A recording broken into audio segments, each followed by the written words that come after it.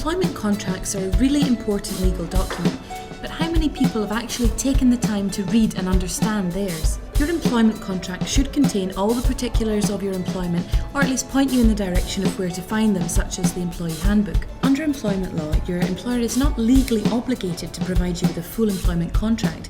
However, they must provide a full written statement of your employment particulars by the time you've worked with them for 2 months. Your employment contract can help you to understand your employment rights and what's expected of you at certain points during your employment. Importantly, it'll set out your salary and details of if and when your employer can reduce it or change it without your permission. If your employer has breached your employment contract by paying you late and you've incurred costs, for example through bank charges, you can claim damages from your employer. Your employment contract may contain certain clauses that restrict what you can do even after you've left your employment. These are called restrictive covenants and are intended to protect your employer after you've left. The main types of restrictive covenant include non-compete clauses, which state you're not allowed to work for a competitor, and confidentiality clauses.